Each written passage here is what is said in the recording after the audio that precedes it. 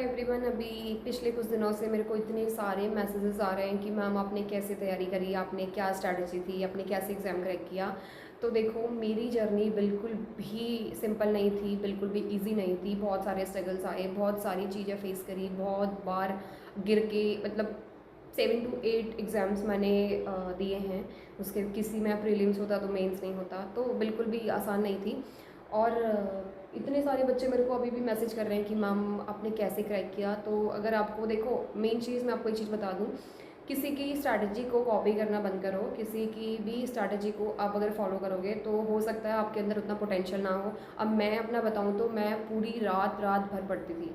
ठीक है, जो लोग मेरे को जानते होंगे, जो लोग मेरे टच में थे प्रिपरेशन के टाइम पे, तो उन लोगों से वो लोग अभी भी बोलते हैं कि बाप रे, मतलब तूने क्या, तू तो कितना पढ़ती थी। और उस टाइम पे वो लोग मुझे बोलते थे कि सो जा, कैसे तेरी हेल्थ ख़राब हो जाएगी। मतलब मैं सोती ही नहीं थी।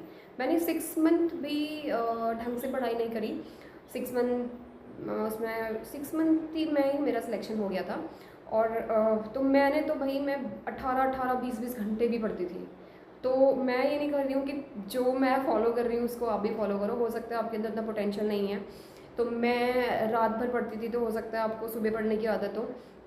तो किसी का भी स्ट्रैटेजी को फॉलो मत करो। अपनी वीकनेस और अपनी स्ट्रेंथ को समझिए, उसके अकॉर्डिंग अपने प्लान्स बनाओ। और तो फिर भी अगर आपको मेरी स्ट्रैटेजी जाननी है तो मुझे कमेंट्स में बताना कि हाँ मैम आपने कौन सी स्ट्रैटेजी फॉलो करी थी, कौन से। मैं आपकी इतनी हेल्प कर सकती हूँ। मैं आपको ये तरीका बता सकती हूँ कि आप ऐसे ऐसे करो, ऐसे ऐसे करो, ठीक है, और ये बुक्स पढ़ो।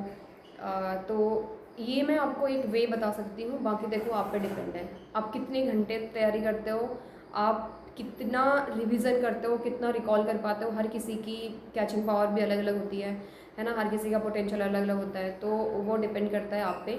बाकी अगर आपको मेरी स्ट्रैटेजी जाननी है तो कमेंट्स में बताना। मैं आपको इन डिटेल सारी चीज़ें बता दूँगी, कैसे क्या करना है, मेरी क्या जर्नी थी। और अगर मैं कर सकती हूँ तो तुम क्यों नहीं कर सकते हो। तो मेन चीज़, एक चीज़ याद रखना, देखो सिलेक्शन एक दिन में नहीं होता है ना। अगर तुम कहो कि यार हमने एक दिन पढ़ लिया, 2 दिन पढ़ लिया, एक महीना पढ़ लिया, एक साल पढ़ लिया, साल भी मतलब बहुत सारे लोग तो ऐसा होते हैं। अभी की रिसेंट की जो डेटा है उसमें आप देख सकते हो कितना ज़्यादा कंपटीशन है ना। तो साल भी इवन कम पड़ेगा, क्योंकि हमसे भी ज़्यादा लोग बैठ बैठ के पढ़ रहे हैं, पिछले 3-3 साल से तैयारी कर रहे हैं। तो वो मैटर नहीं करता कि लोग कितने साल से तैयारी कर रहे हैं। मैं भी यही सोचती थी कि यार मेरी सीनियर के सीनियर भी तैयारी कर रहे हैं, तो मैं तो क्या ही, अभी तो मैं जस्ट मैदान में आई हूँ, मुझसे तो नहीं होगा।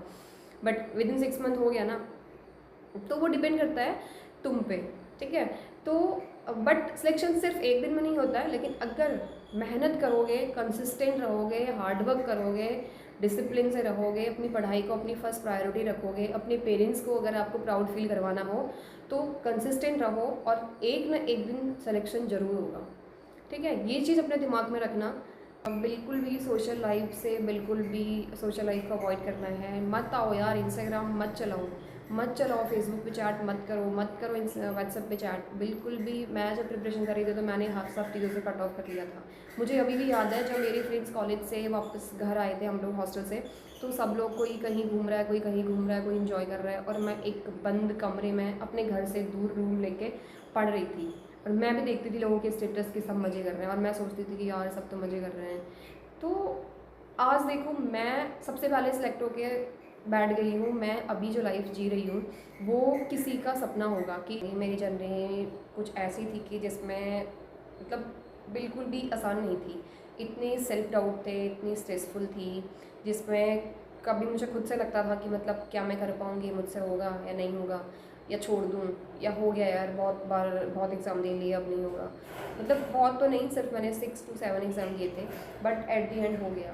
तो देखो, एक चीज़ होती है, एक चीज़ तो मैंने चीज़ सीखी, मैं हमेशा कंसिस्टेंट रहती थी, तभी मेरा सिलेक्शन हो पाया है, वो भी विद इन 6 मंथ। ठीक है, तो कंसिस्टेंट, मैं अपने 4th ईयर से ही मैं कंसिस्टेंट थी, और मेरा 4th ईयर का रिज़ल्ट आने के 6 मंथ तक, मैं 6 मंथ के अंदर अंदर मेरा सिलेक्शन हो गया था। तो यही है कि अगर तुम कंसिस्टेंट होगे तो तुम्हारा सिलेक्शन हो जाएगा। ठीक है, तो हार्डवर्क करो, और एक दिन वो जब रिज़ल्ट आएगा तो तुम्हें इतना ऐसा फील होगा कि मतलब वो जो रात रात भर अकेले में बहाए गए आंसू, वो पूरी रात पढ़ना, सुबह सोने का तो मतलब ऐसा होता था कि मैं सोचती थी चलो आज सो जाऊंगी, बट उस जो मेरा एक जुनून था, जो मैंने सपने देखे थे अपने लिए, अपने पेरेंट्स के लिए, कि मेरे को सिलेक्शन लेना है तो लेना है, तो उस चीज़ से मुझे नींद भी नहीं आती थी। मैं सुबह देखती थी तो सुबह 5 बजे के बाहर उजाला हो गया और फिर से पढ़ने बैठ जाती थी।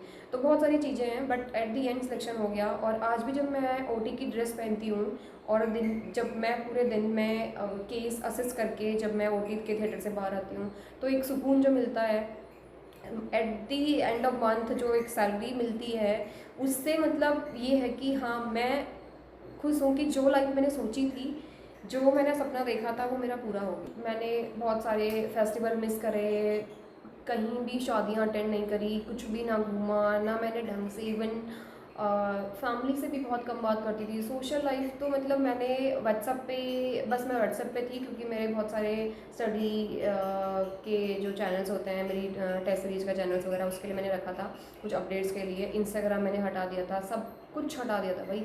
मेरे दिमाग में सिर्फ मेरी बुक्स और मेरा जो मेरा टारगेट था सिर्फ वो था। तो चीज़ें हो जाती हैं, बिल्कुल भी ऐसे निराश होने की ज़रूरत नहीं है, कंसिस्टेंट रहो। और अगर कंसिस्टेंट रहोगे, हार्ड वर्क करोगे, तो देखो with in 6 month, with in 1 year तुम्हें जॉब मिल जाएगी। ठीक है, ज़रूरी नहीं है किसी को जल्दी तो किसी को लेट मिलती है, बस कंसिस्टेंट रहो और मिलेगी ज़रूर।